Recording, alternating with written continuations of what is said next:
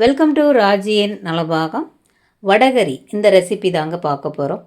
நம்ம ஊரில் சைதாப்பேட்டைனாலே வடகரிக்கு தாங்க ஸ்பெஷல் சொல்லுவாங்க. பொதுவாகவே எல்லா டிஃபன் ஐட்டத்துக்கும் ரொம்ப சூட் ஆகிற மாதிரி ஒரு சைட் டிஷ்னால் அது வடகரின்னு சொல்லலாம். வாங்க எப்படி செய்கிறதுன்னு பார்க்கலாம். இப்போ வடகரி செய்கிறதுக்கு ஒரு டம்ளர் ஒரு 200 கிராம் அளவு நான் தண்ணியில் ஊற வச்சுருக்கேங்க. இது 2 மணி நேரம் நல்லா ஊறட்டும். நல்லா ஊறின கடலைப்பருப்பை 2-3 முறை நல்லா கழுவிட்டு தண்ணி இல்லாமல் வடித்து எடுத்து வச்சுக்கலாங்க. இப்போ தண்ணி இல்லாமல் வடித்ததை கடலைப்பருப்பை ஜாரில் சேர்த்துக்கலாம். இதோட 2 காஞ்ச மிளகாய், ஒரு 1/4 டீஸ்பூன் சீரகம், இந்த பருப்புக்கு தேவையான அளவு உப்பு, கொஞ்சமாக ஒரு 1/4 டம்ளர் தண்ணி சேர்த்துட்டு ரொம்பவும் கெட்டியாக இல்லாமல் ரொம்பவும் தண்ணி இல்லாமல் இந்த பதத்துக்கு அரைச்சி எடுத்து வச்சுக்கலாங்க.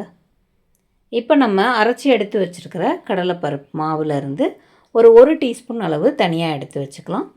இதை நம்ம கடைசியில் சேர்க்க போகிறோம். இது தனியாக இருக்கட்டுங்க. இப்போ இந்த வடகரிக்கு 4 வெங்காயம், 2 பச்சை மிளகா, 2 தக்காளி இது எல்லாத்தையும் பொடியாக கட் பண்ணி எடுத்து வச்சுருக்கேன். இப்போ கடாயில் எண்ணெய் சேர்த்துட்டு கடலைப்பருப்பு மாவு நம்ம அரைச்சோம் இல்லைங்களா, அதை கொஞ்சம் கொஞ்சமாக சின்னதாக நமக்கு ஏற்ற மாதிரி தேவைகளுக்கு ஏற்ற மாதிரி உருண்டையாக போட்டுக்கலாம். இது நல்லா செவக்கணும்னு அவசியம் இல்லைங்க. ஓரளவு கொஞ்சம் வெந்து வந்தாவே போதும். இப்போ இந்த மாதிரி வந்த உடனே எடுத்துக்கலாம். ஏன்னா இது அந்த கரெக்டான கலருக்காக சொல்கிறேன் நான். ரொம்ப செவக்க விட்டிங்கன்னா கொஞ்சம் டார்க்காக தெரியும். ரொம்ப வடை மாதிரி முறுமுறுன்னு இல்லாமல் இந்த பக்குவத்துக்கே எடுத்து வச்சுக்கலாங்க. இப்போ கடாயில் ஒரு 2 டீஸ்பூன் எண்ணெய் சேர்த்துக்கலாம். ஒரு பட்டை, 1/4 டீஸ்பூன் சோம்பு, இது எல்லாத்தையும் தாளிச்சிட்டு வெங்காயத்தையும் சேர்த்துட்டு நல்லா வதக்கிக்கலாங்க. வெங்காயம் ரொம்ப செவக்கணும்னு அவசியம் இல்லைங்க. ஓரளவு வதங்கி வந்தால் போதும்.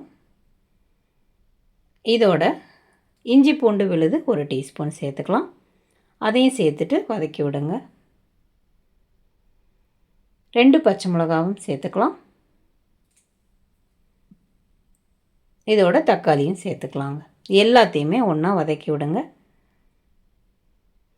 இது எல்லாத்தையும் ஒன்றா பிரட்டிட்டு மஞ்சத்தூள் ஒரு 1/4 டீஸ்பூன் சேர்த்துக்கலாங்க. குழம்பு மிளகாத்தூள் 2 டீஸ்பூன் நிறையா. இந்த அளவுக்கு 2 டீஸ்பூன் நிறையா வேணும். கொஞ்சம் உங்களுக்கு காரம் இன்னும் கொஞ்சம் வேணும்னா இன்னும் ஒரு 1/4 டீஸ்பூன் சேர்த்துக்கோங்க. இது எல்லாத்தையும் ஒன்றா பிரட்டிட்டு ஃபஸ்ட்டு 1 டம்ளர் தண்ணி முதல்ல சேர்த்துக்கலாங்க. அந்த மிளகாத்தூளில் இருக்கிற அந்த பச்சை வாசனையெல்லாம் போட்டும் ஃபஸ்ட்டு 1 டம்ளர் தண்ணி சேர்த்துட்டு எல்லாத்தையும் ஒன்றா வதக்கி விடுங்க. கொஞ்சம் எண்ணெய் பிரிஞ்சு வரட்டும். இதுக்கப்புறம் ஒரு 3 டம்ளர் தண்ணி சேர்த்துக்கலாங்க. மொத்தமாக ஒரு 4 டம்ளர் தண்ணி தேவைப்படும். இன்னுமே கொஞ்சம் உங்களுக்கு இருக்குது அப்படின்னு தோணுச்சுன்னா இன்னும் ஒரு 1/2 டம்ளர் தண்ணி கூட நீங்கள் சேர்த்து ஊற்றிக்கலாம்.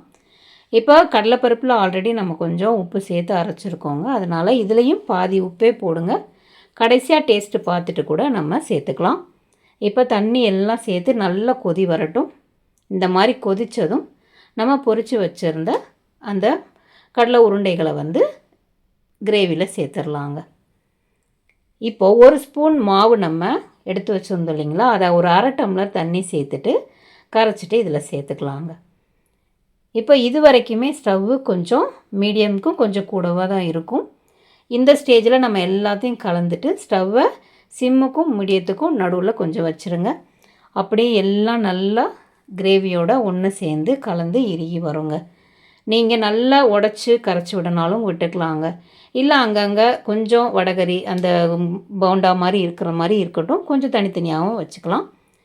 இப்போ நல்லா கம்ப்ளீட் ஸ்டவ்வை சிம் பண்ணிவிடுங்க. இதில் கொஞ்சமாக கருவேப்பிலை, கொத்தமல்லி சேர்த்துக்கலாம். நம்ம ஊற்றின எண்ணெய் அப்படியே மேலே பிரிஞ்சு வரும். வடகரிக்கு ரொம்ப எண்ணெய் நிறைய தேவைப்படாதுங்க. இப்போது வடகரி ரெடி ஆகிடுச்சு. நீங்களும் ட்ரை பண்ணி பாருங்கள். வேறு ரெசிபியோட அடுத்த வீடியோவில் மீட் பண்ணுறேன். தேங்க்யூ.